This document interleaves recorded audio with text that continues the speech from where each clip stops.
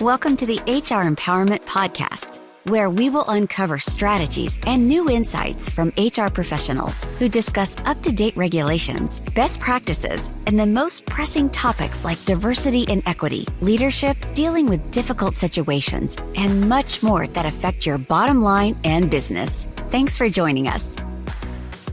Hey, everybody. Welcome back. It's Wendy Sellers, the HR lady, here, and my co-host, JC. Hey, JC. Hi. We have a very awesome guest, Andrew Swiler, calling in from far, far away in Barcelona. How you doing, Andrew? I'm doing great, Wendy. Thanks for having me. Absolutely. Hey, we want to dig into your brain a little bit more about, HR technology. I would say almost all of our listeners either wish they had some technology or are using some that they wish would do something else. I know even me as an HR consultant, I don't have a lot of employees and I don't necessarily dive too much into the hands-on operations. I'm more of a Q&A person, but I even, automatically when people call me, I say, you need technology to help you out here. Why are you trying to run a statistics or measure something and it's taking you 17 hours to do this report when it should take you like 17 seconds. So talk a little bit about some things that, again, our listeners can jump into from hiring to retirement, or leaving, unfortunately, that will help them get some sanity back in their workforce. What can technology do for our HR directors or many of our listeners are not only in HR, they're the owner, and then they're having to learn like us, what the heck does HR even mean? Yeah. Well, if they're the owner and they have, probably more than 50 employees, they should probably be hiring an HR person. That would be the number one recommendation we have. I was actually, it's funny, the dogma now from like tech company. I mean, I come from like a tech background, but the dogma from like startups and tech companies now is if you have more than 30 people, you should hire a VP of people, which obviously is just like a HR manager when there's only 30 people. But that's like the new, I was with some experts, and that's like what they're pounding into every company that gets investments from venture capital firms. They're saying at 30 people, you need to have a person that cares about the people. And the really interesting thing about that, sorry, this is kind of a tangent from that, but is that they're also talking to people about as their companies grow, that people person, at larger companies should be like a next in line for a CEO type of position, that they see that people is the most important aspect of a business and that should be the thing that we're taking care of the most. So that's something that's like creeping into the thought process of some of these high growth companies that at least I know from San Francisco and Silicon Valley. So interesting thing for you HR people is don't give up. You might be the CEO of a high growth tech company one day if you put your mind to it. But anyways, how it fits into, technology, HRMS or ATS or any of these pieces into a company. I mean, it all depends on sort of your objectives. So we see, companies that their objectives are high growth. And, you come into these companies and they're running a hiring process through email, through Google Calendar, through all these crazy things. You say, why aren't you using an ATS, an applicant tracking system? And they're like, well, I don't know. How does that work? And you're like, this is going to plug right into your LinkedIn. This is going to suck out all the people that are applying. You're going to be able to click through really quickly, set them up with a hiring manager. Hiring manager is going to be able to give the scoring on that. It might even integrate with predictive index or culture index or whatever it is. And you're going to be able to run through these applicants way faster and run this whole process way smoother. And then when they're hired, that integrates with whatever your HRMS is, and it's going to suck that person directly in there with all the data they already filled out 10 passes before on LinkedIn. And now you're going to have all their information and you're not going to have to do anything. It's all going to have been done for you in that whole process.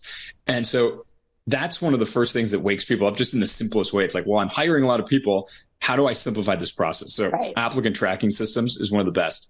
For us, one of our specialties is more on once you get those employees in there, the employee engagement and how to really engage them in a sustainable way throughout their life cycle. So what we try and do is have a product where, both HR and then the managers of individual areas of a business have the ability to sort of work on the employee engagement side. So building out employee engagement surveys, making sure that the one-on-ones are being set up in the right way, the questions are the right thing, and that everything is, relatively homogenous, but also sort of customizable based on the area of the business.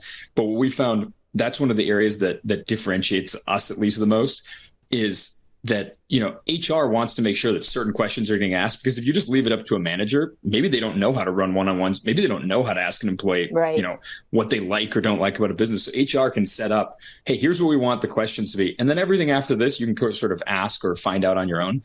But they can get that information and have it sort of homogenous across the business, be able to track that, how people are feeling about the business. What do they like? Maybe it's something with this manager. Maybe we're noticing something is different with this group, and it could be the manager that's doing that. And that's the type of things that tools like an HRMS or ATS really can do for you.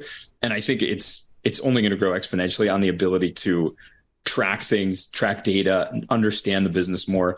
And like I said, people are pushing for the people person to be the head executive of a company, because people really do run the business, and that's not going to change. No matter how much AI we pump into the world, people for the foreseeable future are going to be the drivers of all businesses. Right. And everybody knows that. Yeah, that is H in HR, human. Go ahead, JC. Absolutely. The global ATS market, it was valued at $2.14 billion in 2021, and it's expected to expand at a compound annual growth rate of 6.2%, leading all the way to 2030. 99% of Fortune 500 companies use ATSs to filter out those resumes, just like Andrew was telling us. And 70% of larger companies and 20% of small and medium-sized businesses use these same platforms. It's no wonder, though, when we think about Gallup, they did report that the highest percentage of engaged employees ever recorded in the United States was 36% in 2020. How many of those companies that were taking the surveys were using the proper automated softwares to track that the right way? I guarantee that number might even be higher. I don't know. Call Andrew, figure it out, get the right software.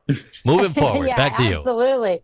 It's so important, though. I mean, there's so many companies that don't even use applicant tracking systems, and I get it. It's costly and everything. Yeah. But losing a candidate to another a competitor who used the system, had a plan, backwards planned their whole entire recruiting process, and didn't miss a beat. And then the employee goes to work for them because they have their ducks in a row. That alone is super important. Now, I do want to say, and we're going to get up into this a little bit more in our next series, and series 3 of 5 here, talking about artificial intelligence and the use of AI in all of HR, but specifically during recruiting. The EEOC here in the United States have just come out with some guidance on that too. So we might be able to tap into that in a minute. We will be right back in order to continue this conversation on harnessing software to supercharge HR capacity. Thanks for joining us. Thank you for joining the HR Empowerment Podcast, brought to you by Aurora Training Advantage. We hope you've gained new insight and strategies to navigate the HR profession. We look forward to you joining us again on the HR Empowerment Podcast.